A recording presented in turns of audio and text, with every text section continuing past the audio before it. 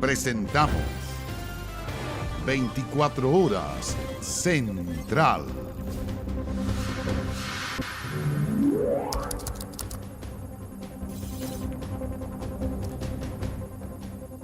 ¿Qué tal? ¿Cómo están? Buenas noches, bienvenidas, bienvenidos. Comenzamos con una buena y esperada noticia. Todo el país va a entrar a una nueva etapa de la pandemia. Apertura. ¿Qué significa esto? Las mascarillas solo serán obligatorias en los recintos de salud y altamente recomendadas en lugares con aglomeraciones como por ejemplo el transporte público. Otras medidas como la limitación de aforos y el pase de movilidad se eliminan por completo desde el 1 de octubre. ¿Qué pasará con la vacuna? Lo vemos en el siguiente informe. Está haciendo algo molesto. Uno ya está con alergia y cosas así. Esto ahoga muchísimo. Por lo menos voy a seguir, aunque esté todo el mundo sin mascarilla, yo voy a seguir por un buen tiempo más. Algunos esperaban con ansias la medida, otros la miran más escépticos. Lo cierto es que en 10 días más deja de ser obligatorio el uso de la mascarilla. Las medidas sanitarias avanzan a una mayor apertura y menores restricciones. Va en la línea correcta, así que yo creo que es lo que hay que hacer. En realidad soy un poco más escéptico, yo sería un poco más prudente con esto. Me parece bien, ya que empezamos a volver de a poco a la normalidad. La baja cantidad de contagios, la caída en la positividad, un mínimo histórico en el uso de camas críticas por COVID y una alta cobertura de vacunación son parte de los argumentos esgrimidos para ampliar las libertades. El virus SARS-CoV-2 que produce la enfermedad COVID-19 no se va a ir, va a seguir con nosotros y por lo tanto nosotros en esta fase de apertura lo que estamos es adecuándonos al vivir con este virus y por lo tanto que nuestras medidas tienen que ser acordes a esa nueva convivencia que tenemos con el virus. Las mascarillas solo serán obligatorias en centros de salud privados y públicos. Su utilización queda como altamente recomendable en espacios donde pueda haber aglomeraciones, en el transporte público y para personas que presenten síntomas respiratorios. Es una medida que en este minuto con la situación epidemiológica actual se puede tomar y teniendo en cuenta que además mucha gente ya no lo usaba en forma correcta y a pesar de eso los casos han seguido disminuyendo. Es muy sensato también que se siga recomendando su uso en lugares donde hay altas aglomeraciones, no se puede contar con una ventilación adecuada, así como personas que están en mayor riesgo de enfermar como podrían ser los inmunosuprimidos. El tapabocas también deja de ser obligatorio en educación parvularia básica y media. En todo el sistema educativo, la decisión de utilizarla al interior de las aulas dependerá del alumno y apoderado. Se elimina el uso obligatorio de mascarillas. En segundo lugar, se eliminan los aforos para todas las actividades dentro de los centros escolares. En tercer lugar, se redefinen las formas de actuar frente a un brote de COVID-19.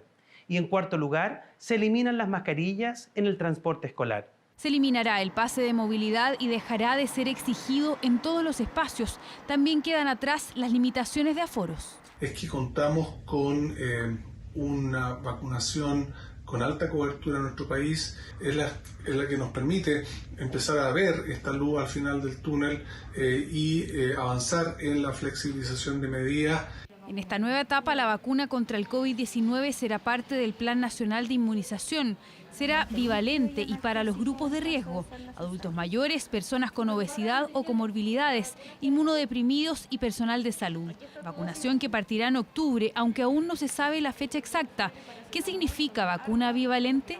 Que tiene dos tipos de coronavirus, incluida la variante Omicron, lo que nos va a permitir mayor protección a largo plazo. O sea, es un poco alcanzar lo que habíamos planteado antes, es decir, en algún momento el COVID-19 va a pasar a ser lo mismo que la influenza, o sea, vamos a recibir una vacuna anual, ¿no es cierto? Y eso se va a repetir año a año de acuerdo a las necesidades de la población. La vacuna será anual para los grupos de riesgo. El resto de la población podrá seguir vacunándose si está rezagada en su esquema basal, es decir, si no ha completado sus dosis de refuerzo. La apertura incluye también modificaciones ante un caso positivo. La cuarentena se acorta. De 7 a 5 días. Esto es coherente con las recomendaciones internacionales, también con lo que dentro de nuestro Consejo Asesor Externo hemos discutido. Medidas como la toma de temperatura para ingresar a recintos cerrados dejan de ser recomendadas, pero sí se mantiene el lavado frecuente de manos. Todo para seguir cuidando sobre todo a quienes son más vulnerables ante un virus que sigue presente y que en algunos casos puede ser mortal. Bueno, y las modificaciones a las medidas sanitarias tuvieron un amplio respaldo entre los especialistas sanitarios, pero también entre algunos sectores del comercio que ya estaban pidiendo un cambio. Es una imagen que podría llegar a su fin. Es que nos habíamos acostumbrado al uso de la mascarilla, a la toma de temperatura en los accesos, a las restricciones de aforo y al pase de movilidad cada vez que íbamos al mall, a un restaurante, al estadio o a un concierto. Todas las restricciones se acaban el 1 de octubre. Sentimiento encontrado, mitad que sí apoyando la causa y mitad que no, porque no todos somos muy responsables como autocuidarnos. Me parece bien, porque yo creo que cada uno tiene que hacer un autocuidado, así que es una cosa de conciencia. En casi ningún lado lo piden, así que es lo mismo, esté o no esté. Que hay que usarla. ¿Por qué? Porque todavía no está seguro para salir. Los que más celebran la medida son los gremios. Los organizadores de eventos, por ejemplo, aseguraron que Chile deja de ser un problema para los artistas e incluso advierten una posible reactivación en los empleos del sector. Estamos muy contentos por los miles de trabajadores del sector del espectáculo y el entretenimiento. Confiamos en que no habrá retroceso. Creemos que esta industria en particular, tan golpeada por las restricciones de la pandemia, es la primera en celebrar. Fue un rubro altamente golpeado por las estrictas cuarentenas y las restricciones, tal como el turismo. Desde la Federación de Empresas del sector también celebraron los anuncios del gobierno, más aún considerando que puede influir en las vacaciones de este verano. Volveremos a ser competitivos, volveremos a generar más puestos de trabajo y prepararnos de mejor forma para la próxima temporada alta. Restaurantes, supermercados y malls también festejaron la medida y esperan que contribuya a la reactivación de la economía. Creemos que con esto Chile se pone a la altura de lo que han hecho muchos otros países desarrollados que ya están viendo el fin de esta pandemia. Con ello vamos ya normalizando a este sector, comercio, que es el principal empleador del país, lo cual es una gran noticia no solamente para los consumidores, sino que también para la recuperación del empleo. Eso sí, algunos trabajadores que atienden público seguirán utilizando la mascarilla porque afirman así sentirse más seguros. La verdad es que un tiempo yo creo que voy a seguir utilizándola, porque estamos acostumbrados, en general vienen pacientes que vienen enfermos, la mayoría. Entonces igual da cierta seguridad. En tema de bioseguridad sería bueno que la utilizaran porque no todo el mundo se vacuna. Yo creo que deberíamos de seguirlas usando porque no sabemos cuántos más virus puedan haber propensos, ¿no? La Bolsa de Santiago cerró con números azules tras el anuncio del gobierno, jornada bursátil que tuvo como protagonista al sector retail y las aerolíneas, dos de los rubros que más celebran este fin de las restricciones sanitarias. Rol protagónico de un comité de expertos, sin espacio para una hoja en blanco ni para intentos refundacionales. Estos son algunos de los criterios que Chile Vamos fijó para su nueva propuesta de constitución. La idea será compartida el próximo viernes. Hizo falta un almuerzo para afinar los detalles de la propuesta de Chile Vamos para continuar con el proceso constituyente. Reunión de reflexión y construcción donde surgieron certezas para un eventual punto de partida, también posibles instancias que ayuden a la redacción de una nueva propuesta. No hay espacio ni para hoja en blanco ni tampoco para ánimo refundacional. Lo que queremos es que este comité de expertos lo que haga básicamente es escuchar respecto de cuál es el mejor mecanismo, uno, y establezca los principios. La UDI-RN y Evópoli consideran que un comité de expertos que represente proporcionalmente a todos los partidos políticos sea el ente que proponga el cómo se redactará la posible nueva propuesta. Además, estos especialistas también deberían determinar lo que hoy la oposición definió como principios, ideas base que serían la guía de la redacción, trabajo de los expertos que quieren inicie la próxima semana. Sería una señal de seguridad, de estabilidad y de hacer de buena manera las cosas, no cometer los errores que se cometieron en el pasado. Queremos que este viernes podamos avanzar en la conformación de ese comité de expertos, que podemos llamar por ahora, ¿verdad? Y que permitan delinear los principios. Principios que no podrían modificarse, sobre los cuales se redactaría la propuesta. ¿Cuáles son algunos de ellos? Que Chile es una república democrática y unitaria, que existen 3 poderes del Estado independientes. Se suman a ellos el respeto a los tratados internacionales, la participación ciudadana en el proceso y el principio de descentralización. Es necesario discutirlos en profundidad y que no constituyan, en definitiva, una limitación a lo que vamos a abordar en un nuevo proceso constituyente. Si al final vamos a rayarle la cancha a un futuro debate, francamente el espacio de soberanía ciudadana para el tema de una nueva constitución se empieza a restringir. Todas las declaraciones que han hecho en la prensa sobre bordes tendrán que ser comunicadas formalmente en la mesa de conversación política. Mesa que ya tiene fecha y hora, viernes 23 de septiembre a las 9 de la mañana, encuentro donde los presidentes del Senado y la Cámara de Diputados esperan recibir todas las propuestas de los partidos políticos. Se han comprometido a llegar con propuestas ya definidas. Se ha dado tiempo para que realicen las consultas a sus respectivos órganos internos y a sus bancadas, de manera tal que sobre la base de esa definición podamos ir avanzando. De aquí al viernes van a haber varias bilaterales entre distintos partidos políticos de oficialismo y de oposición para ir acercando posiciones también y llegar, ojalá lo más ordenados posible, a la reunión del viernes. Reuniones que en el caso de RN incluirá un encuentro con el expresidente Eduardo Frei, cita similar a la que sostuvieron este miércoles con Sebastián Piñera, camino para redactar una nueva constitución donde Chile Vamos no descarta un plebiscito para preguntar a la ciudadanía cuál es la mejor forma para redactar un nuevo texto. Y en una decisión histórica, el presidente ruso, Vladimir Putin, movilizará a 300.000 reservistas para ir a Ucrania. Además, es una nueva e inquietante amenaza nuclear. Mire.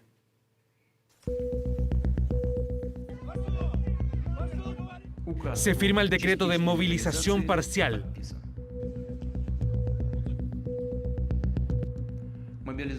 Los eventos de movilización comenzarán hoy, 21 de septiembre. Una decisión histórica e inequívoca de que el presidente Vladimir Putin quiere cambiar el transcurso de la guerra entre Rusia y Ucrania y que provocó encendidas reacciones en Moscú. Catalogado por el Kremlin como un paso necesario para garantizar la integridad territorial, el Ministerio de Defensa anunció que 300.000 personas serán movilizadas, la primera vez que ocurre algo así desde la Segunda Guerra Mundial. Sin embargo, hay condiciones. Deben tener experiencia en combate o servicio. En caso de ser soldado, la edad máxima es de 35 años y para suboficiales 45 años. Requisitos que cumplen 25 millones de personas en Rusia, aunque poco más del 1% de ellas serán convocadas. Es hora de implementar la experiencia obtenida en los simulacros estratégicos anuales. Es necesario organizar oportuna y minuciosamente la notificación a los ciudadanos, intensificar las medidas para combatir las provocaciones y actividades ilegales. Un llamado ante el cual la población rusa no quedó indiferente. El orgullo dentro de mí dice, sí, ve a la guerra, pero el sentido común dice que puedo morir allí y tengo familia, parientes y amigos. No me importa, si me dicen, iré. Todos moriremos, algunos antes y otros después. No hay nada que temer. Una medida que no solo se limitó al llamado a los reservistas, ya que Putin deslizó una inquietante amenaza nuclear. El chantaje nuclear ha entrado en acción. Les quiero recordar que nuestro país también cuenta con medios de destrucción más modernos que los de los países de la OTAN. Si la integridad territorial de Rusia se ve amenazada, sin duda utilizaremos todos los medios a nuestra disposición. Esto no es un engaño. Medidas que han provocado la reacción de Ucrania y sus aliados. Putin afirma que tuvo que actuar porque Rusia estaba amenazada, pero nadie amenazó a Rusia y nadie más que Rusia buscó el conflicto. Ucrania exige castigo por intentar robar nuestro territorio, castigo por los asesinatos de miles de personas, castigo por las torturas y humillaciones de mujeres y hombres, castigo por la catástrofe que provocó Rusia con su guerra ilegal. La decisión de Putin ocurre tras un importante avance de la ofensiva ucraniana durante el último mes. Ucrania ha recuperado más de 6.000 kilómetros cuadrados en el sur y este del país, tomando el control de ciudades como Kupiansk e Izium. En esta última se encontraron más de 400 cuerpos en fosas, en uno de los descubrimientos más brutales en estos 7 meses de guerra. Un conflicto donde por primera vez los rusos reconocen que han perdido casi 6.000 soldados y donde Putin redobló su apuesta bélica.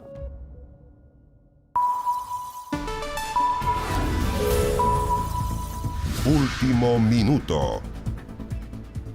Importantes reuniones bilaterales, entre ellas con el presidente de Francia o el canciller alemán, sostuvo el presidente Gabriel Boric en su segunda jornada en Estados Unidos, pero la noticia de último minuto está marcando el regreso urgente de la ministra de Defensa al país a propósito del hackeo de correos sensibles de las Fuerzas Armadas chilenas. Estamos con Marian Basso, que tiene toda la información en directo. Marian, ¿qué tal? ¿Cómo te va?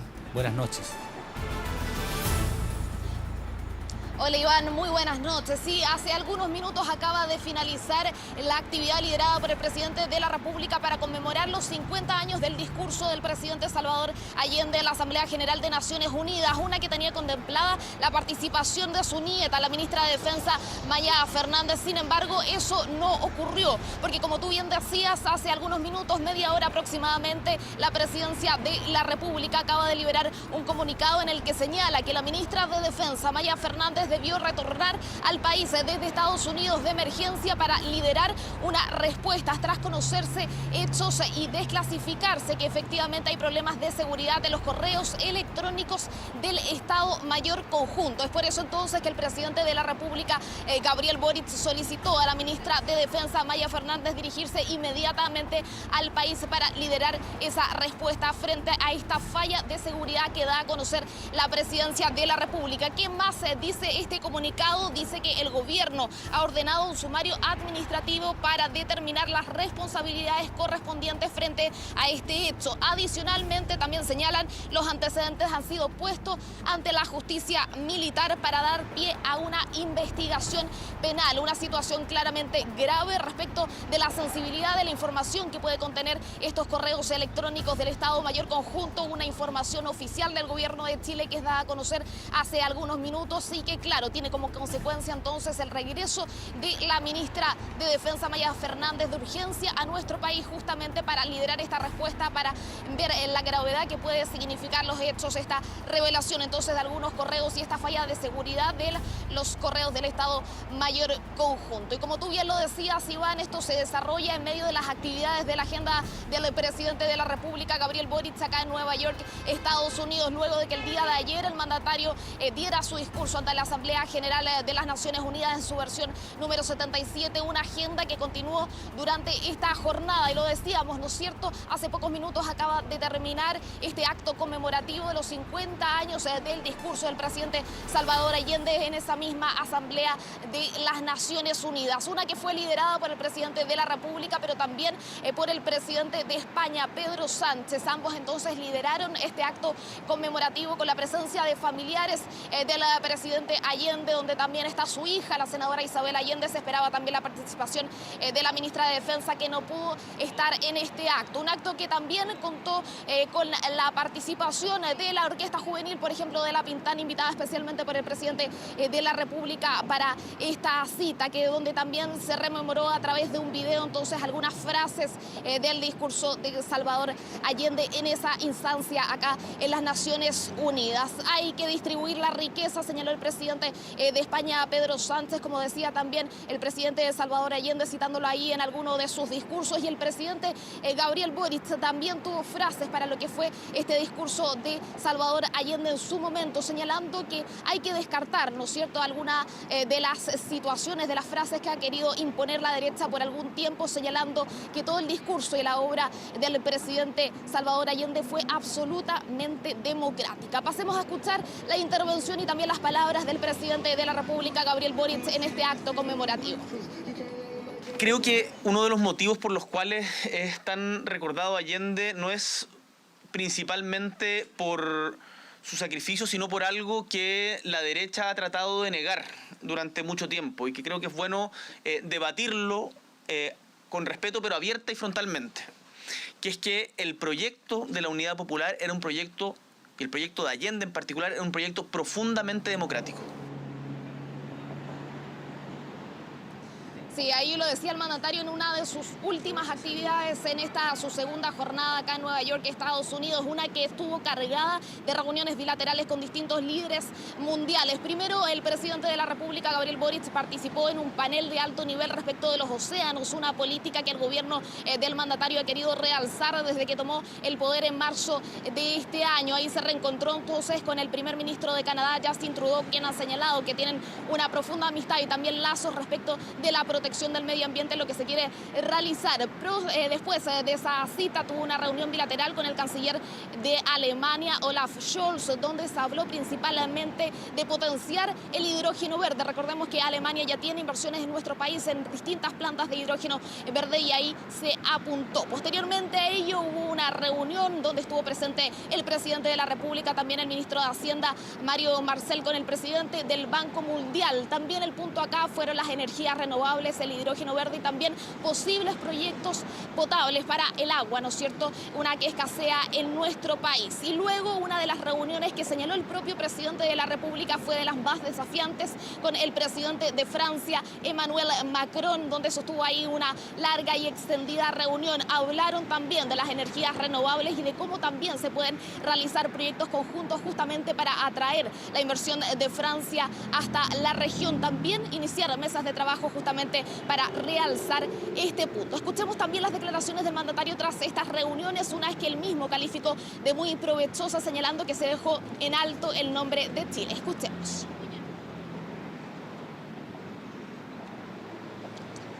Bueno, entonces ahí el mandatario era lo que les comentaba, lo que hace un resumen señalando que los chilenos y chilenas deben sentirse orgullosas, ¿no es cierto?, de lo que se ha hecho, los ministros, el presidente también, como decía él mismo acá con las distintas reuniones bilaterales, unas que continúan el día de mañana, una muy importante también con la primera ministra de Nueva Zelanda, Jacinda Ardern, parte entonces de las actividades que va a sostener el mandatario en las próximas horas. Nosotros claramente, como lo hemos hecho en ediciones anteriores, las estaremos informando acá con nuestra camarógrafa Claudia Rojas.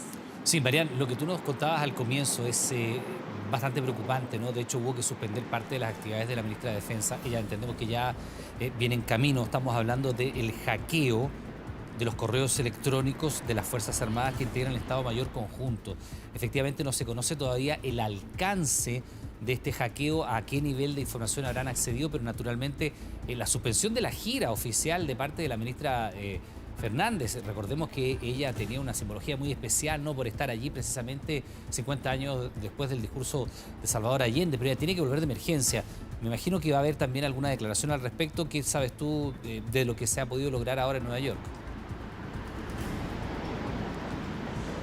Sí, el presidente de la República, Gabriel Boric, tuvo un punto de prensa hacia los medios de comunicación hace muy poco rato, a eso de las 6:30 de la tarde. A esa hora todavía no se conocía esta información, claramente ahí no pudimos consultarla, pero justamente se están realizando todas las consultas necesarias para justamente ver cuál es el alcance de esta falla de seguridad que es comunicada oficialmente por el gobierno de Chile. ¿Cuáles son los elementos sensibles, la información sensible que puede contener esos correos electrónicos que claramente es propia de la defensa de nuestro país? Es por eso entonces que el presidente lo que decide es en las últimas horas decirle a la ministra de Defensa, Maya Fernández, que retorne a nuestro país. Como tú bien lo decías, ella era la invitada de honor de esta actividad que se había planeado hace ya bastante tiempo con el gobierno de España y con el gobierno de Pedro Sánchez, y ella venía específicamente a esta actividad junto con la senadora Isabel Allende. Esa era su participación. Entonces claramente los planes cambian totalmente. Ahora, Iván, el día de mañana va a haber un punto de prensa ya anunciado por el equipo de comunicaciones del presidente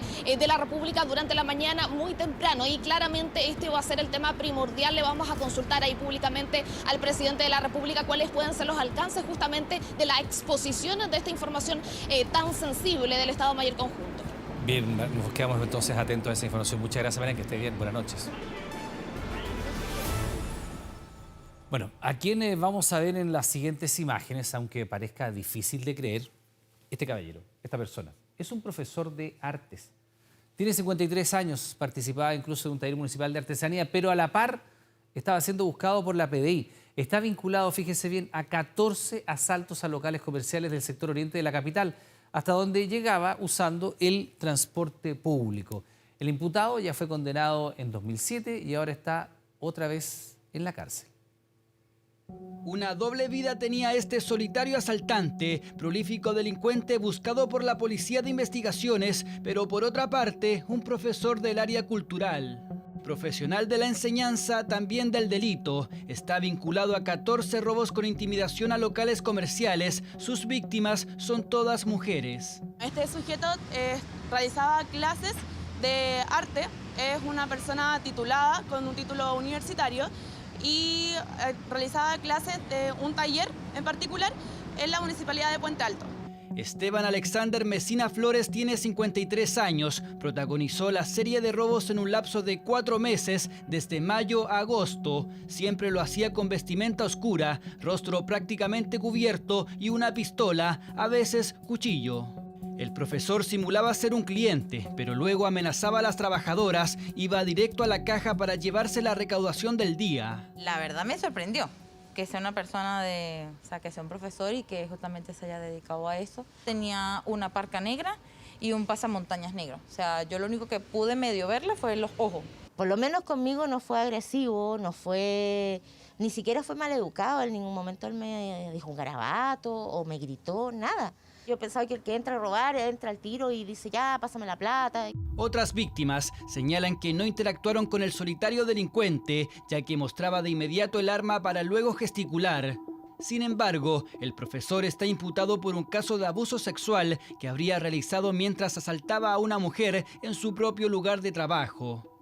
Esteban Mesina Flores atacaba solo en el sector oriente, en las comunas de Providencia, Ñuñoa y Las Condes. En esta última protagonizó 9 robos. El equipo de seguridad municipal de Las Condes levanta, por ejemplo, el modo operar, que era siempre en tiendas de mascotas y chocolaterías, donde trabajaban mujeres solas. La red de cámaras municipales identifica varios elementos que fueron claves en la investigación y también algunos de los rasgos de su vestimenta, por ejemplo, un jockey que usaba frecuentemente. El municipio de Puente Alto aclaró que Esteban Mesina no tiene contrato con la Corporación de Cultura, por lo tanto nunca recibió pago alguno. Sí reconocen que participó de una clase para enseñar una técnica de artesanía, pero sin ninguna relación formal por el servicio. Este particular profesor fue condenado en 2007 por robo con intimidación y abuso sexual, mismos delitos por los que fue detenido este año. El imputado se trasladaba siempre en el transporte público. Nosotros, al tener la tarjeta VIP que él utilizaba, pudimos determinar la ruta de escape. Que él, por ejemplo, el delito ocurría a las 15:50 horas y ya a las 15:53 minutos ya tenía el paso por el metro más cercano del delito. Y hay delitos en que el metro ya estaba un poco más alejado del sitio del suceso y él utilizaba micro para posteriormente utilizar el metro. Profesor de arte y a la par un prolífico asaltante. De las aulas a las rejas, Esteban Mesina Flores fue formalizado por la Fiscalía Oriente y se encuentra en prisión preventiva.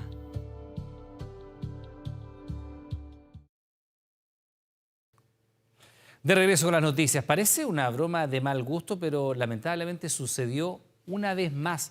Ahora una familia se grabó mientras manejaba por el desierto florido. En el registro hasta ahora celebran cómo dañaban la flora del lugar. Mire, es increíble. En busca del manchón perdido. Estamos en pleno desierto de Atacama, en busca de la ñañuca. Es como el copihue, pero en amarillo. Ya, seguimos. Pese a las advertencias, parece una historia de nunca acabar.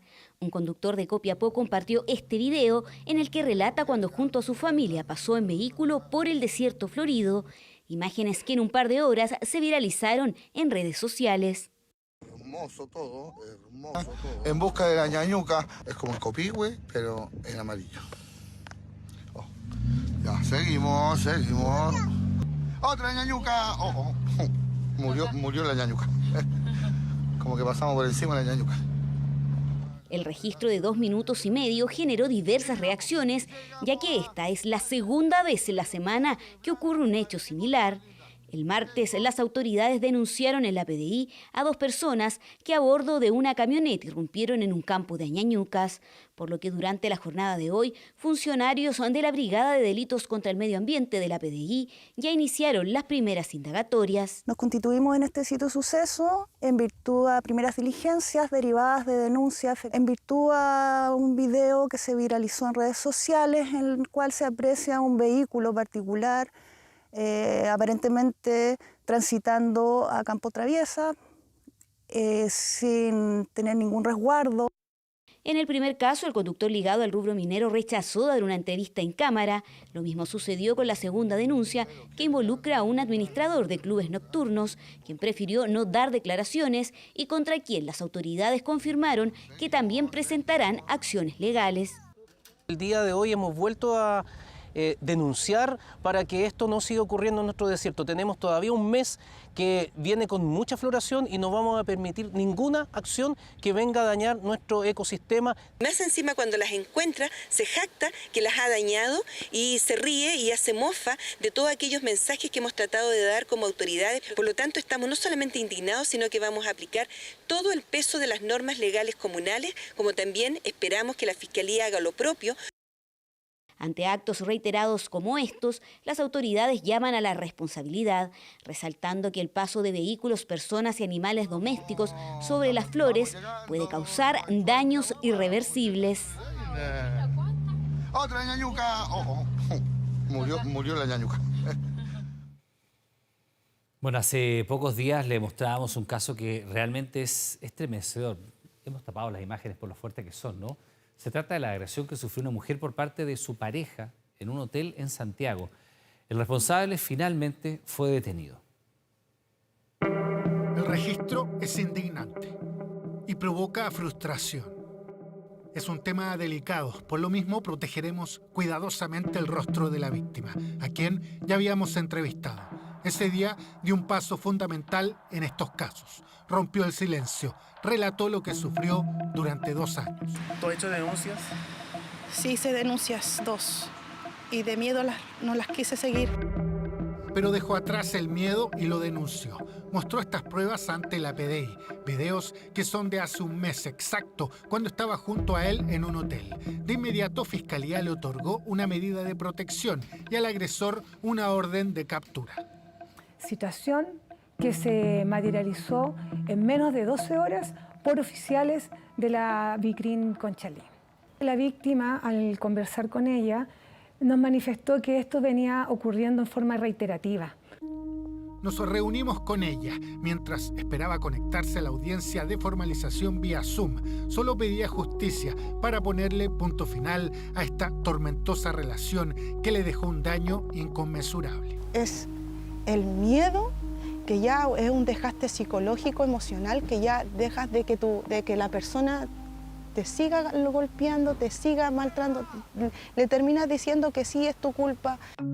El imputado, Isaías Hermosilla, de 37 años, fue formalizado por el Juzgado de Garantía por el delito de lesiones menos graves en contexto de violencia intrafamiliar y amenazas simples. El Ministerio Público solicitó prisión preventiva, pero el tribunal decidió tomar las siguientes medidas cautelares. Son bastante claras. Prohibición de acercarse a la víctima en términos absolutos, incluido mensajerías y llamadas.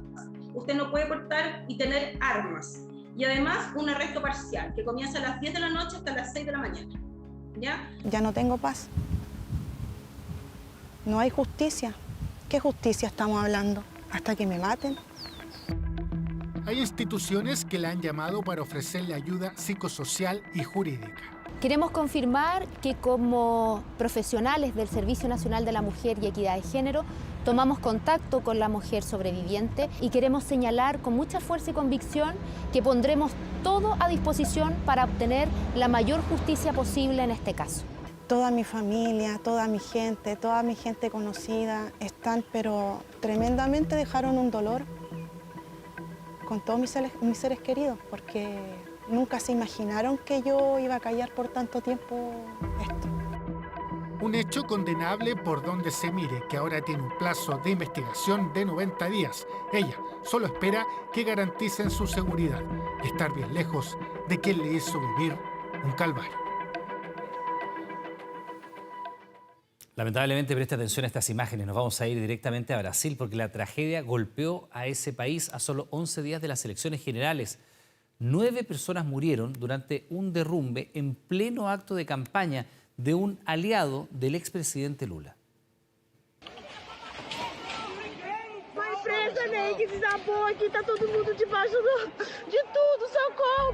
Un acto de una campaña política en Brasil que terminó de la peor manera. Porque al menos 9 personas fallecieron tras el trágico derrumbe de un galpón cerca de Sao Paulo. Derrumbe que se presume que fue por el exceso de peso en la estructura. Se trataba de una visita de los candidatos al Congreso, Eli Santos y Jones Donizete, a una empresa de contenedores. Reunión que contaba con la presencia de unos 60 trabajadores. Todavía en estado de shock por lo sucedido, no puedo evitar solidarizar con las familias que perdieron a sus seres queridos en esta tragedia. Según lo mencionado por el candidato, él y Santos fueron invitados a visitar la empresa e iba todo bien hasta que llegó el momento de despedirse, porque de repente la estructura de hormigón se rompió y todos quedaron atrapados entre los escombros. Entre los heridos está el candidato Donizete y Eli Santos, quien tuvo que ser hospitalizado.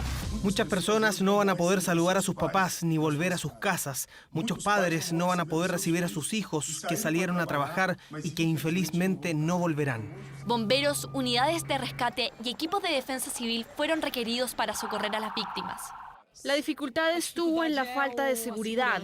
El lugar es inseguro. Todavía hay muchas cosas colgando. La tragedia ha conmocionado a Brasil en medio de la carrera presidencial y por el hecho de que Jones Donizete es aliado del exmandatario Lula da Silva, quien encabeza las preferencias electorales de cara a las elecciones del 2 de octubre.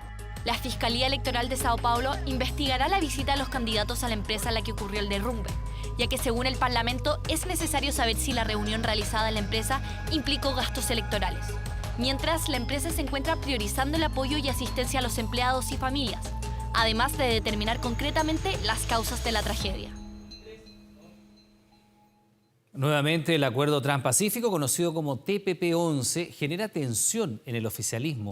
Desde que el Ejecutivo reconoció que se está buscando un acuerdo, la división entre los conglomerados de gobierno se hizo sentir. El tema fue abordado por el propio presidente Boric.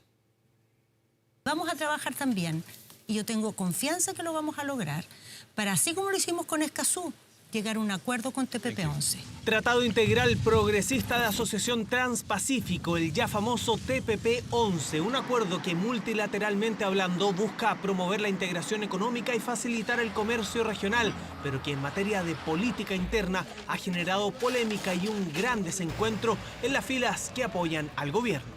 Pedirle al presidente Gabriel Boric que retire el TPP-11 del Senado. Lejos del acuerdo al que aspira el gobierno, sectores oficialistas de Apruebo Dignidad mostraron su molestia y disconformidad por una decisión que debe ser votada en el Senado para ser ratificada. Sí, hay muchas cosas que han cambiado en el camino y creo que lo mejor es tener una discusión lo más informada posible al respecto. Un contexto mundial distinto y cambios en el mismo tratado llevaron al gobierno a buscar fórmulas para su ratificación. Eso, aunque actuales miembros del Ejecutivo en años anteriores se opusieron a él. De hecho, en la sesión del 17 de abril del 2019 en la Cámara, el entonces diputado Gabriel Boric votó en contra del acuerdo y muchos en sus filas mantienen esa postura. Creemos que no hay ninguna urgencia para votar el TPP-11 que pueden condicionar la transición hacia un nuevo modelo de desarrollo que supere el neoliberalismo. Tendrá que explicar muy bien el ministro de Hacienda cuáles son los cambios de condiciones para que hoy día se esté impulsando esta iniciativa que claramente no estuvo en el programa de gobierno del presidente Boric. Aquellos que hoy día se oponen al TPP no van a cambiar de opinión. El TPP es un tratado importante para Chile, que opere la democracia y que se vote en el Senado. Votación que aún está pendiente y eso que el tratado ha recibido urgencia en 32 ocasiones desde que llegó al Senado. Eso sí, ninguna surgió en la administración Boric. En todas las coaliciones que sustentan a gobiernos en la historia han habido diferencias respecto a ciertos puntos.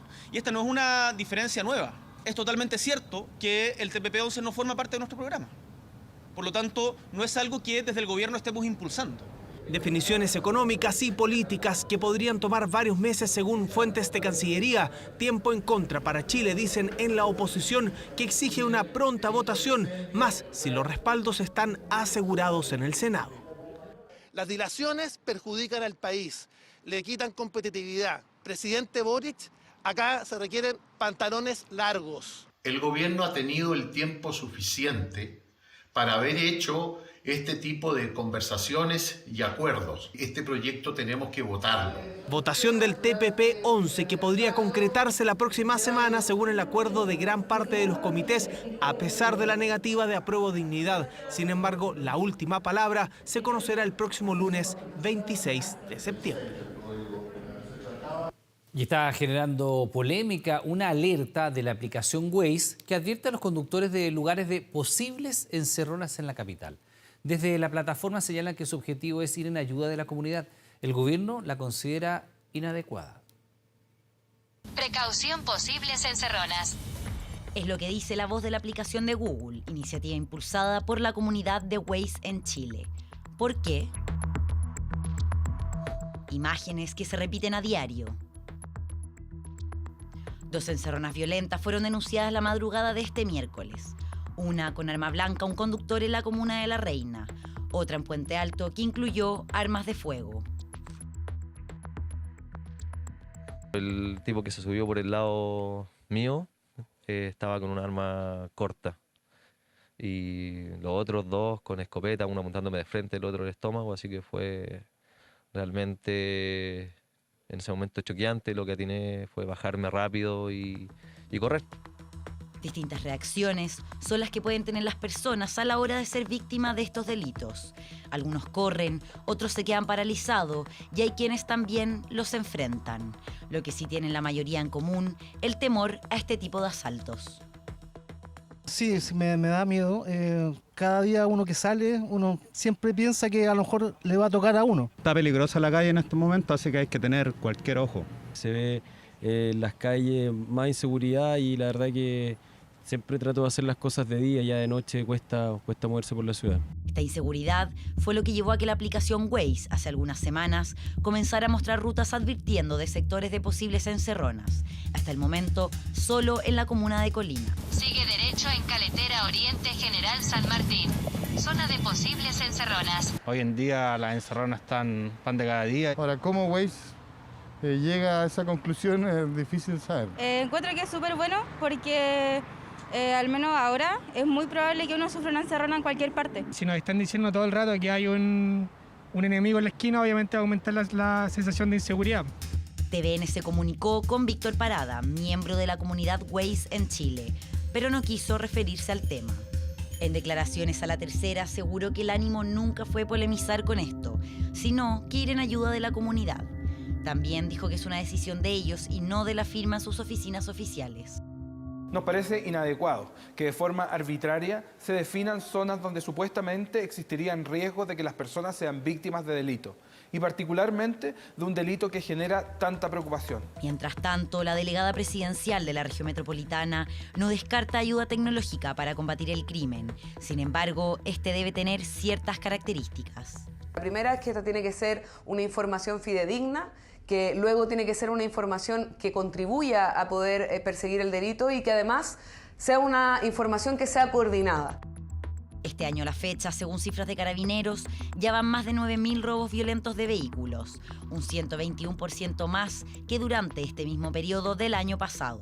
Frente a esto, existe un plan vigente del gobierno que tiene por objetivo fortalecer las actuales iniciativas antiencerronas, atacar el mercado ilícito automotriz y aumentar la tasa de recuperación de vehículos y la detención de los delincuentes. Mire, presta atención a lo siguiente. Hay una verdadera locura que se ha desatado en Argentina. ¿Por qué? Por la escasez de láminas del Mundial de Qatar 2022. ¿A qué punto llegó esto? Bueno, el gobierno tuvo que intervenir. ¿Qué hay detrás de la fiebre por las llamadas figuritas? Mire. El supermercado no se paga con paquetes de figuritas. Pero mi felicidad sí. Parece una broma, pero es la realidad de miles de argentinos que por estos días se agolpan en las calles y en los kioscos para tratar de conseguir las escasas láminas del álbum Panini del Mundial. Me llegan madres desesperadas con el nene al lado y mirándome, por favor, decime que sí, que tengo figurita, y le tengo que decir que no. Un insólito drama que la pareja de humoristas argentinos, Jero Freisas y José de Cabo, ha sabido representar, lo que los ha hecho virales en redes sociales por sus hilarantes conversaciones sobre el fenómeno de las llamadas figuritas en el vecino país. Te di 4 paquetes de figuritas. Sí, hasta Messi. Y bueno, pero tenés otras. Son todas repetidas. Bueno, andás llenando el álbum. La recagaste. No, vos, no. Dame más paquetes. Pero la realidad es que los paquetes son tan escasos que en centenares de comercios argentinos ya han optado por poner avisos para que la gente deje de insistir. Aunque para los padres la labor titánica de conseguirlas no se acaba nunca. No hay por ningún lado. Hay una frustración mía de no poder comprarles a ellos, frustración de ellos de llegar todos los días, che, papá, ¿conseguiste figuritas? Y que no hay. Y esta escasez ha hecho que incluso el gobierno de Alberto Fernández se reuniera con la Asociación de Kiosqueros y los representantes de Panini para evaluar el tema, un hecho que sorprendió a la prensa en medio de la grave crisis económica que se vive en Argentina. ¿Cuánto más podemos decir de que el secretario de Comercio Interior, con inflación del 7%, los alimentos por las nubes, 40, 45, 50% de pobreza, veremos cuánto es el número, reciba a los representantes de Panini y de los kiosqueros? Y sin embargo, sí lo hizo. El mercado argentino se surte con la impresión en lo interior, hablemos. A diferencia de otros mercados como Perú, Chile y otros, que todo sale de la fábrica de Brasil. Pero cuando es cuestión de llenar el álbum de Qatar para muchos argentinos, tener la inflación interanual más alta del continente parece no ser un problema. Llenar el álbum, sí, si lo tomás el valor real es un montón. La realidad es que es raro que uno lo tenga que poner todo. O sea, siempre la abuela regala, la tía regala. Se gastó toda la jubilación en figuritas para completar el álbum con sus nietos. Quizás tiene buena jubilación, chicos. Aplauso para la jubilada. Pero con gusto. Como son chicos de todas las edades, no podés mandarlos a ellos. Entonces, después les llevo las figuritas y ellas se entretienen en pegarlas. A sus 75 años, Ana del Rosario Mulet se ha vuelto todo un personaje, luego de gastar su jubilación para llenar los álbumes de sus 15 nietos en la ciudad fronteriza de Mendoza. Pero ¿y cómo está el panorama para llenar el álbum de este lado de la cordillera? Para que vean lo injustos que son los creadores del álbum del Mundial. Abrí todos estos packs. Miren la cantidad que hay. En ninguno me salió un jugador de Chile. Y es que a pesar de no haber clasificado al Mundial, el álbum de Panini también está siendo un éxito de ventas aquí en Chile. ¿Está agotado? ¿Y sabes dónde lo podemos encontrar?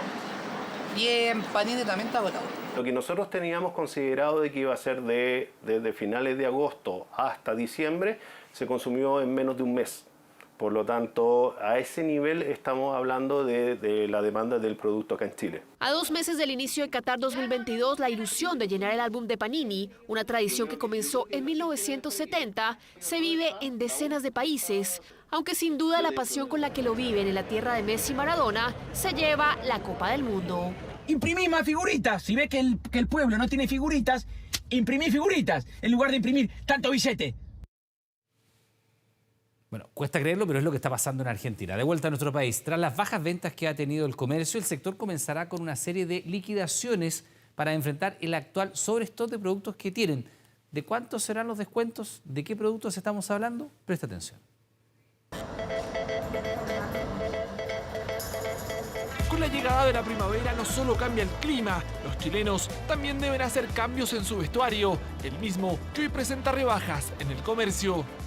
Dentro de todo sí hay precios bastante económicos. Aprovechó unos descuentos de unas poleritas y eso. Muy buenos precios. Sí, hartos descuentos, zapatillas a mitad de precio. Según datos de Scart.cl, una plataforma dedicada a buscar las mejores ofertas, el retail durante el 2022 presenta un descuento promedio de 24% en diversas categorías como vestuario, calzado y tecnología. La categoría de vestuario, principalmente en vestuario y mujer, son las categorías que más tienen descuento. Si vemos, por ejemplo, un descuento promedio durante el 2022 está alrededor del 30%, al igual que el de hombres que está alrededor del 29% y calzado cerca del 27%. Ofertas que incluso podrían aumentar en estas semanas.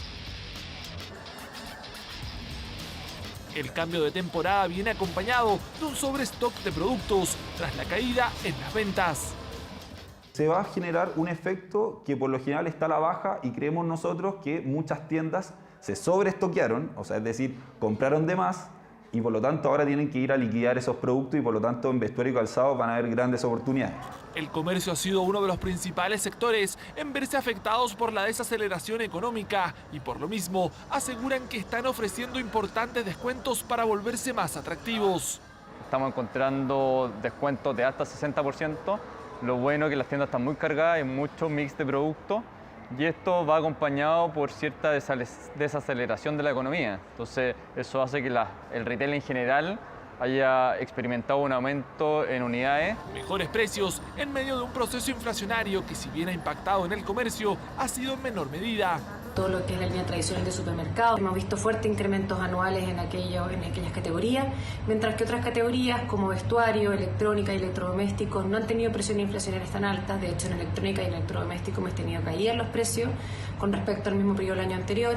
De todas maneras, esta caída en los precios no alcanzaría para revertir el actual panorama. Las ventas han ido en picada en los últimos meses y el 2022 cerraría en números rojos. Una alta base de comparación sumada a una desaceleración del consumo, una menor liquidez y mayores precios va a hacer que veamos caídas probablemente en todos los meses del segundo semestre en lo que son las ventas minoristas, terminando el año el comercio con una caída probablemente entre -3 y -6%.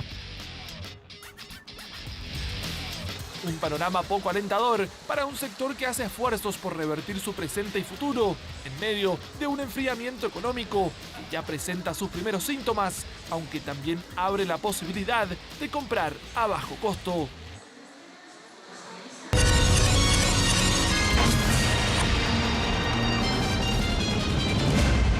Presta atención a lo siguiente porque las cifras son así de crudas. En materia habitacional estamos viviendo una crisis.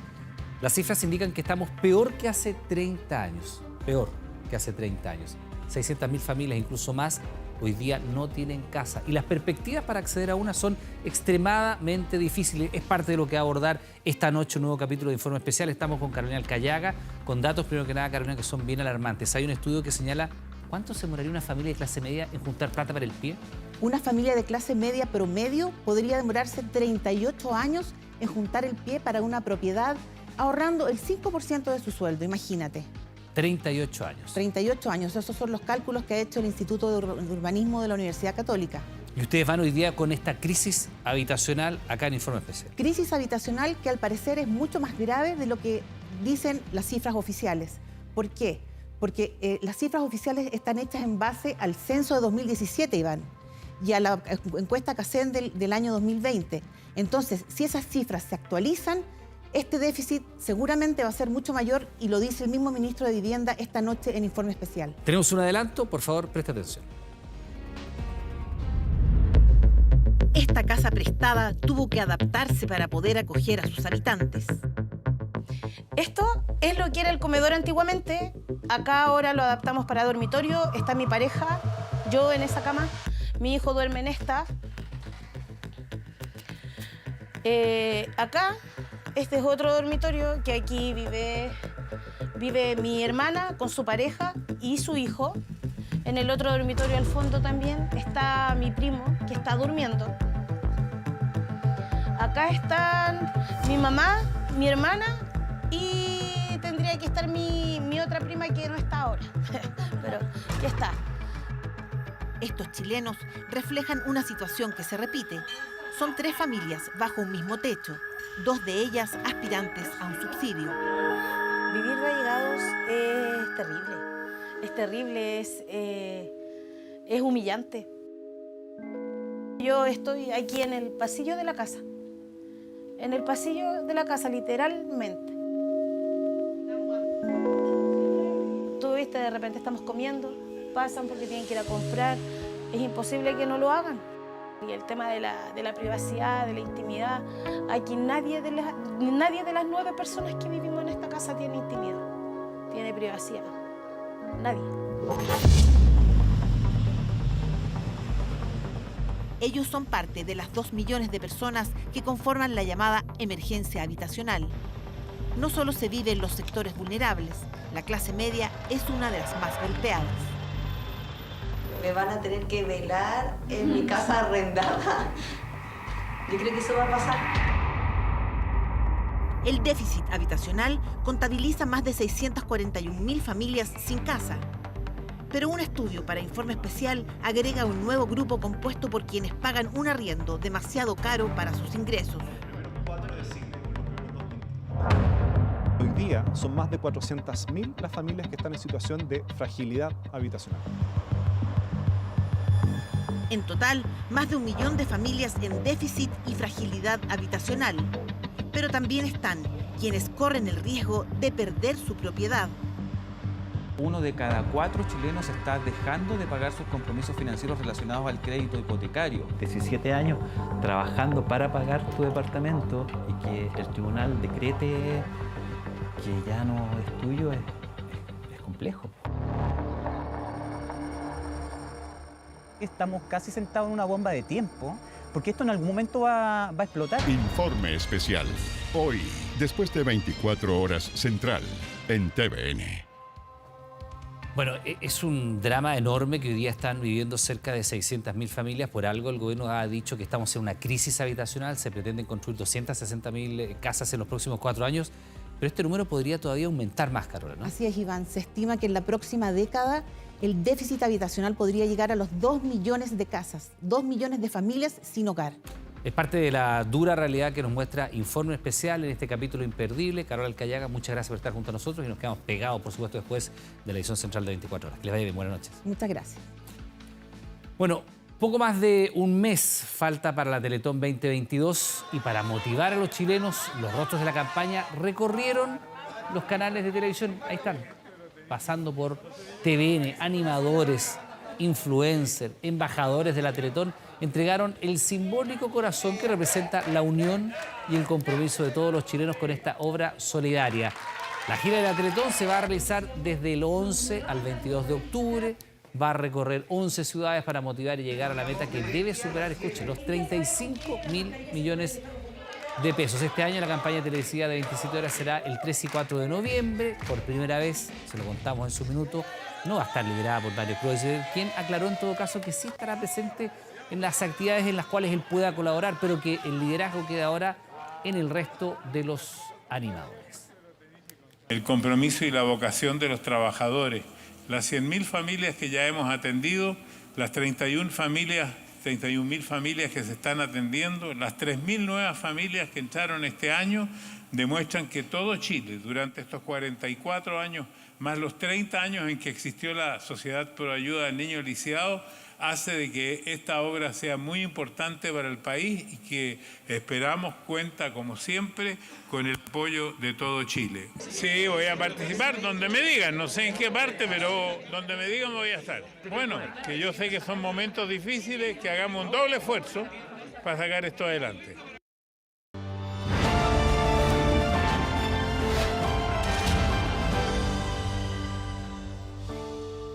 Se lo hemos estado mostrando, el Atlántico está enfrentando por estos días el primer gran huracán de la temporada. Estamos hablando de Fiona, mientras que un poquito más al oeste México vive los estragos de un terremoto que ocurre de nuevo, un día 19 de septiembre. Estamos con Marcelo Lagos. Marcelo, primero que nada, buenas noches. La última vez que estuvimos acá nos pilló casi un temblor muy grande, tuviste que devolverte, estuvimos como una hora hablando de esto. Partimos, ¿te parece?, por este huracán Fiona y los efectos que está teniendo. Claramente, desde junio a noviembre es la temporada de huracanes. Es la temporada cuando las temperaturas de los océanos alcanzan ciertas condiciones que detonan estos procesos de la naturaleza y hoy día Fiona nos sorprende. Tenemos una realidad aumentada para mostrar acá y que tú nos expliques, Marcelo, bueno, cómo se forman los huracanes, de qué estamos hablando cuando hablamos de un huracán, la escala que tienen y la intensidad que estamos viendo en Fiona. Bueno, claramente el huracán, ¿cierto?, que en la práctica es un centro de bajas presiones que se potencia por las temperaturas de los océanos. Hablamos de que las tormentas, ciertamente en esta zona del Atlántico, particularmente donde se está dando hoy día Fiona, se potencian por la temperatura del océano que alcanza el orden de 27, 28 grados Celsius y ese vapor de agua, esa humedad, evidentemente fortalece estos sistemas de tormenta que empiezan a girar producto de la rotación de la Tierra y alcanzan y aumentan velocidad, producto también de este aumento de energía que le da al océano por sus temperaturas a esta columna vertical que se transforma en un huracán que la particularidad es que no solamente es el viento, sino que el huracán va acompañado de múltiples procesos. Y aquí lo estamos viendo, Marcelo, curiosamente a lo que la gente dice, no, estamos en el ojo del huracán, que uno dice, es lo peor, es la parte tranquila, podríamos decir, de esta enorme masa de aire que gira de forma concéntrica. Tranquila, claro, pero las dimensiones y los efectos de los huracanes son devastadores. En la retina yo creo que todos recuerdan lo que pasó con Katrina el 2005, con Huracán María el 2017 en Puerto Rico, etcétera, en toda esa zona, más de 3.000 víctimas recientemente y hoy día nuevamente golpeados por un huracán. Como decíamos, el huracán va acompañado de oleaje, de lluvia intensa, de aumento del nivel del mar, por lo tanto es un multiproceso, múltiples peligros que se dan todos a la vez y que ciertamente afectan, generando gran impacto en zonas costeras particularmente. Bueno, decíamos que el huracán Fiona, que ya tiene categoría 4, más de 200 kilómetros por hora, está golpeando varias islas del Caribe, dejando especialmente afectadas a habitantes de Puerto Rico y República Dominicana. Vemos los efectos que está teniendo y seguimos con Marcelo.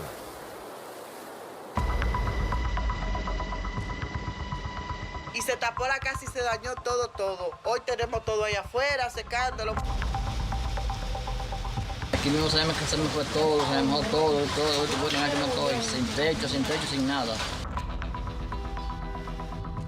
Cuando roncó allá atrás, arrancó todo eso, mano.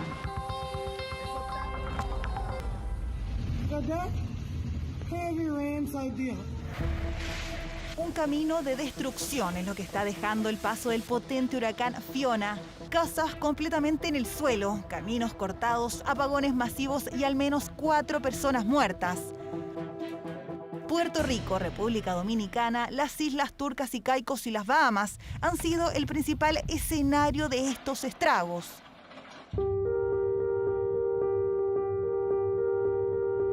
Fortalecido a categoría 4, la tormenta registra vientos sostenidos de hasta 215 kilómetros por hora que han arrastrado todo a su paso, desde edificios hasta árboles cortados de raíz. Puerto Rico ha sido uno de los territorios más afectados. La isla ha estado sufriendo apagones masivos que tienen a cerca del 70% de sus habitantes sin acceso a electricidad, obligando a miles a depender de generadores de energía. Tenemos que prenderla tempranito para poder empezar a hacer el desayuno, prender la nevera, el freezer, para que todo eso se mantenga frío. El paso de Fiona con fuertes lluvias por República Dominicana ya deja 2 personas fallecidas por aplastamiento, 23 carreteras dañadas y 12 comunidades aisladas. Más de 1 millón de personas no tiene acceso a agua. Un país con una economía basada principalmente en el turismo y siembra, que hoy teme grandes pérdidas a causa del huracán. Toda esta parte agropecuaria y todo depende de la producción de la finca y se fue todo a pique, no hay nada.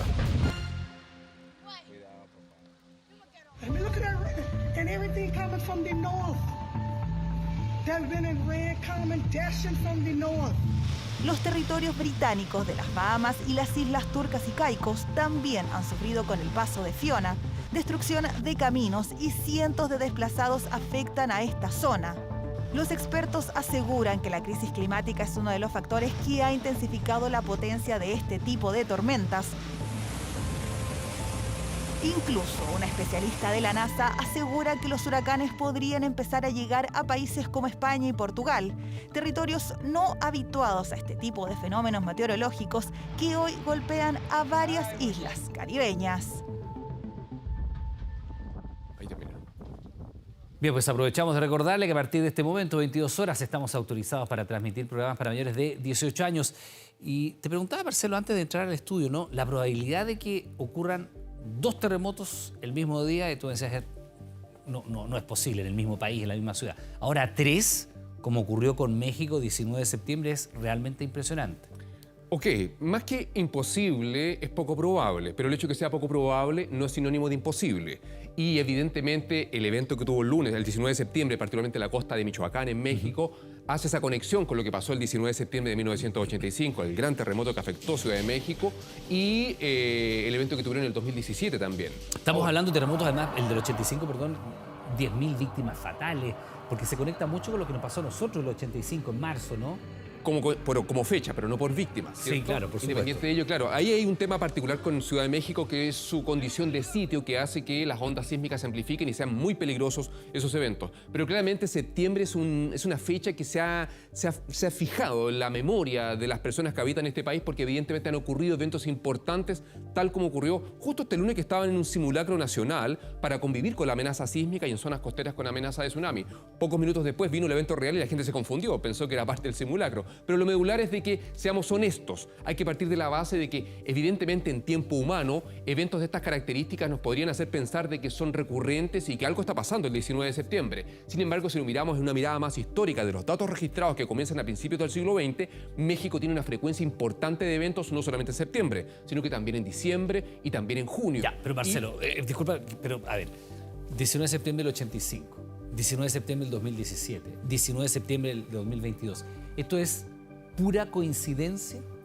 En este minuto, sí. Pero quién sabe, y nadie se puede cerrar la posibilidad que en el futuro exista alguna explicación. Hoy día no hay ninguna explicación científica en ello. Sencillamente es coincidencia tal como que puede llover un 19 de septiembre del 85 o el 2017 o el 2021. Ya agregamos la última coincidencia. 7 de septiembre del 2021, un terremoto de 7,1.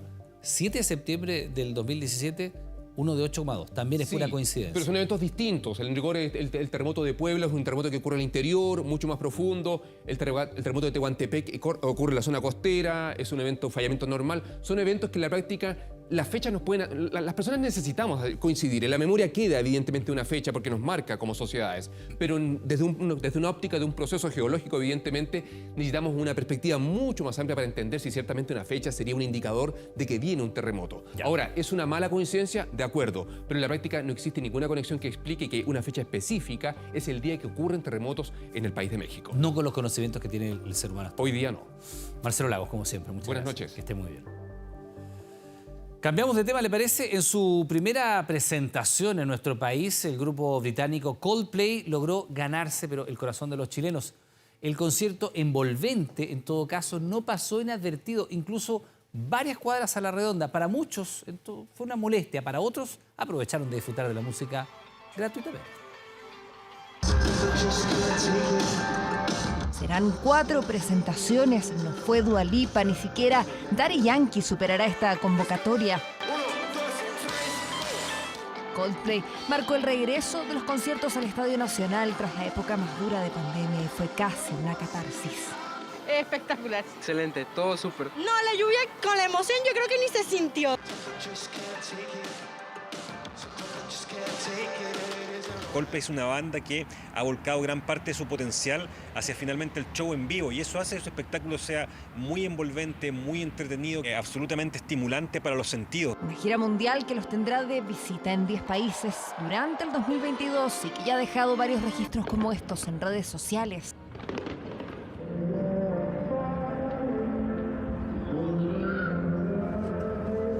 Hasta de las pruebas de sonido. Concierto alucinante, mágico, con una energía inigualable, dicen los que asistieron a él, dentro y fuera del estadio. Se escucha del departamento todo. Vive a cuadras del Estadio Nacional y Coldplay era uno de los conciertos por los que habría pagado, pero ¿para qué? ¿Y a dónde vamos? Al piso 13. Acá. De noche se ve súper lindo, las luces, los fuegos artificiales. ¿Y se escucha nítido? Sí, nítido? sí. Y lo bueno se pone mucho mejor. ¿Vamos a ver las escaleras? Ya, vamos. Esto también es privilegiado, ¿no? Claro. ¿Cómo lo calificarías tú? No, un 10 de 10. Sí, para ser gratis. Es una puesta en escena más envolvente que finalmente el sonido fuerte es un elemento más de una parte que también tiene que ver con lo visual en cuanto a las pulseras, con lo visual y escenográfico en cuanto a los distintos escenarios por los que ellos transitan. Un verdadero festín con todas las comodidades de verlo, sentirlo y escucharlo desde casa.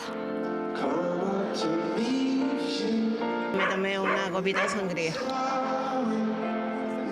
Pero no todos cuentan la misma historia. Ayer sí, potente. Yo tengo problemas con los oídos y me afectó mucho. Music of Spheres será la 8ª gira de la banda y para reducir su huella ecológica, Coldplay asumió 30 compromisos ambientales. Uno de ellos es reducir drásticamente la contaminación acústica. ¿Qué pasó entonces?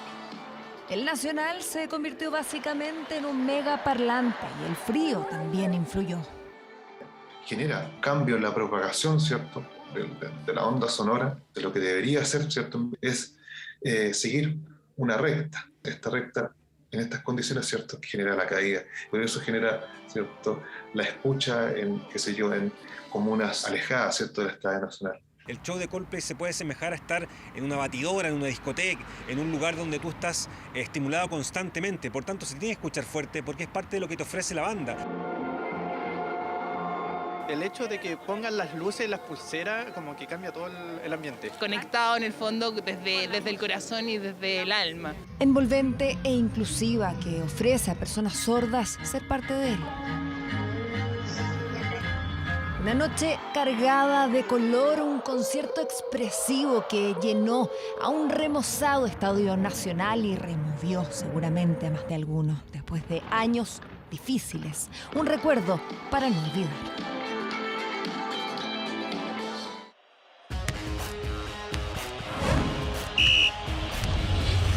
24 horas Deportes. Nos hemos estado preparando de buena manera. Va a ser un partido competitivo que nos va a venir bien. Viernes a las 4 de la tarde, esa es la hora señalada. Partido frente a un equipo poderoso del fútbol africano, como es Marruecos. Es el comienzo de verdad del ciclo Berizzo al frente de la selección chilena. Hoy se insiste en que el equipo está entrenando muy bien y además ayer se incorporó Alexis. Hoy otro grande de la generación dorada, Arturo Vidal. Arturo Vidal fue la gran novedad del entrenamiento de La Roja este miércoles en Barcelona. El rey se coloca a punto físicamente porque quiere convencer a Berizzo que puede ser un líder dentro y fuera de la cancha en este proceso que comienza.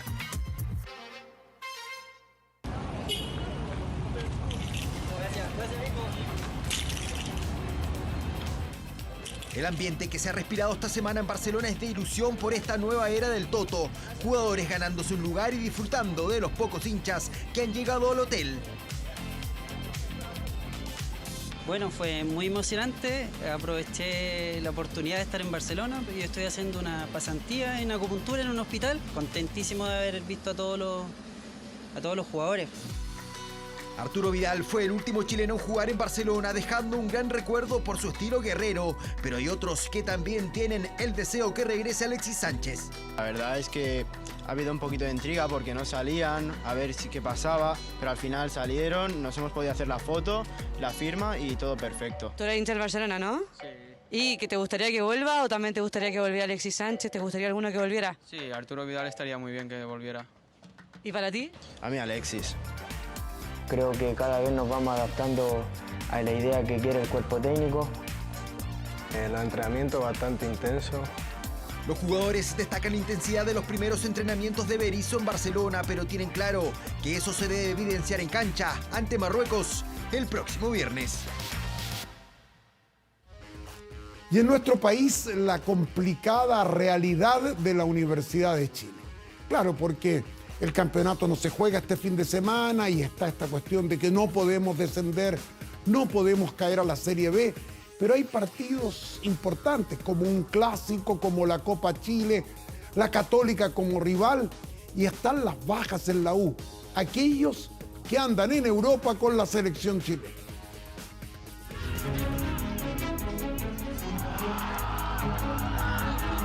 Por fin nos podemos abrazar, por fin podemos celebrar. Frente a Palestino fue la victoria más anhelada en el último tiempo. Les permitió respirar, llegar a 26 puntos y ahora están a 3 unidades del descenso directo. Un envión anímico fundamental para un nuevo clásico en el horizonte. Un golpe anímico, o sea, sentirte ganador después de un partido te motiva, te da un aire extra, como dices tú.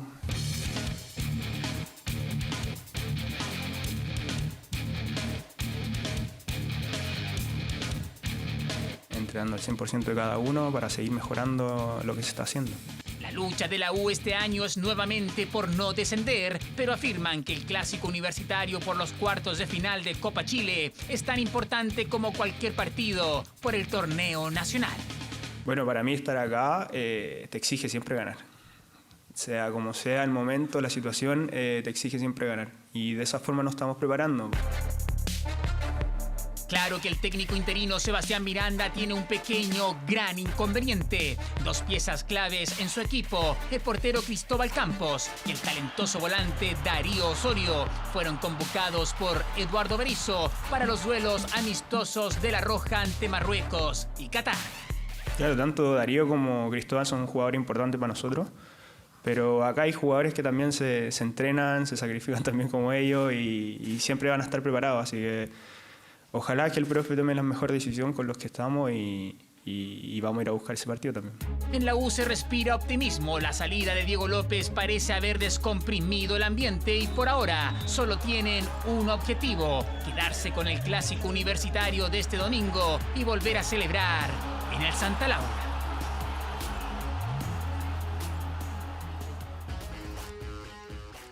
Fútbol chileno. Hoy la noticia fue aquella de las mascarillas que se acaban en nuestra vida diaria, ¿no es cierto? Pero también hay algo que tiene que ver con el fútbol. Los aforos, se acaban las restricciones. Va a ir más gente a los partidos. Clásico de Colo-Colo y Católica el 2 de octubre.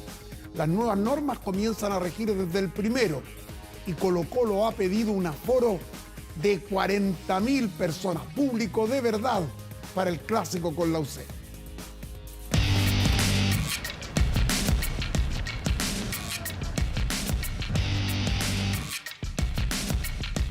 Este miércoles en el Palacio de la Moneda, la ministra de Salud, Jimena Aguilera, realizó un potente anuncio, el que posteriormente fue celebrado por el mundo deportivo. En la nueva fase de apertura es la adecuación del uso de las mascarillas, eliminan las limitaciones de aforo, vamos a promover la ventilación de todos los lugares. Medidas que entrarán en vigencia el 1 de octubre, justo un día antes del clásico entre Colo-Colo y Universidad Católica. Bueno, valoramos este avance de poder jugar con aforo completo, lo que nos va a permitir poder tener a toda nuestra gente, a nuestras familias en el estadio. En el Monumental la alegría era total y el movimiento fue inmediato porque desde Blanco y Negro ya solicitaron que la capacidad para el encuentro ante la Franja sea de 40.000 espectadores. Pedirle a nuestra gente de que puedan tener un gran comportamiento, de que puedan disfrutar del espectáculo en las mejores condiciones. Y también aprovechamos para decirles de que se sigan cuidando.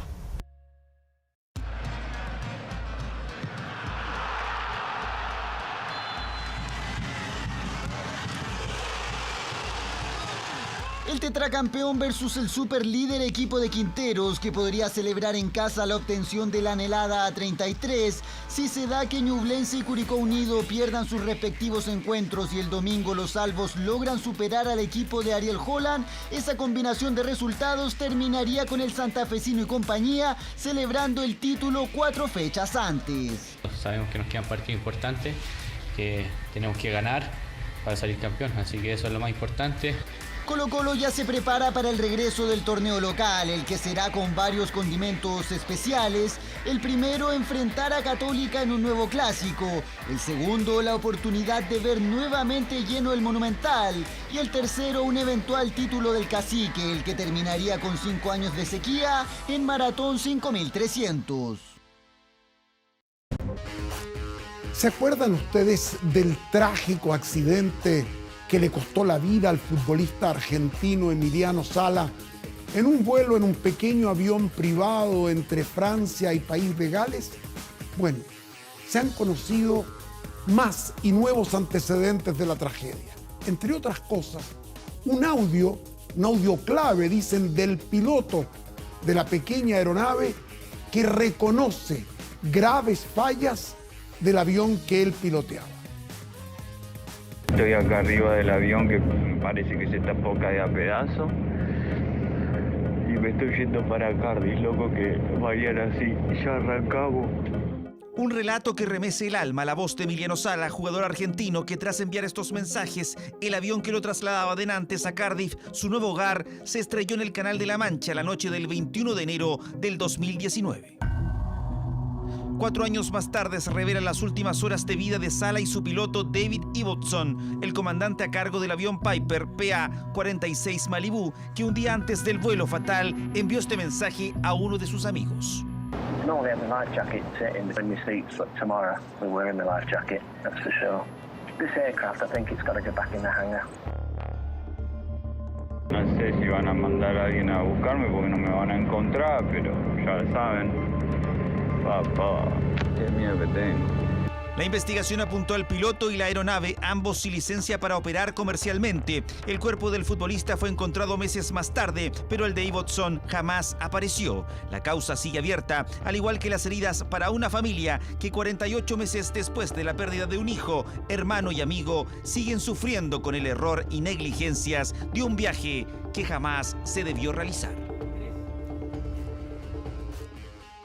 Y hoy miércoles en el Centro de Entrenamiento Olímpico acá en Chile se efectuó la presentación de los abanderados del Team Chile para los Juegos Suramericanos Asunción 2022. Los elegidos: Valentina Toro, representante chilena en karate, y Fernando Renz, capitán de la selección masculina de hockey césped.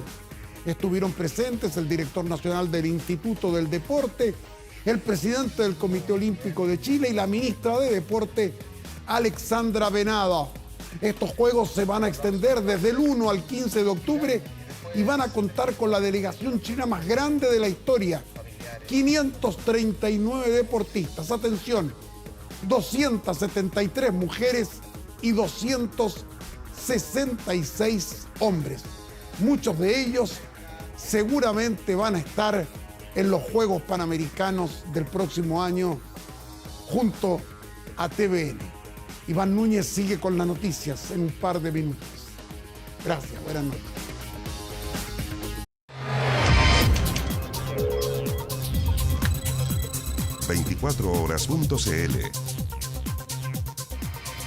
Bueno, han surgido muchas inquietudes en torno a las nuevas medidas del gobierno frente a la situación sanitaria por el COVID-19. ¿Cuándo comienzan a aplicarse? ¿Y de qué se tratan en detalle los nuevos protocolos? Todo esto usted lo puede conocer y revisar con detención en nuestro portal 24horas.cl.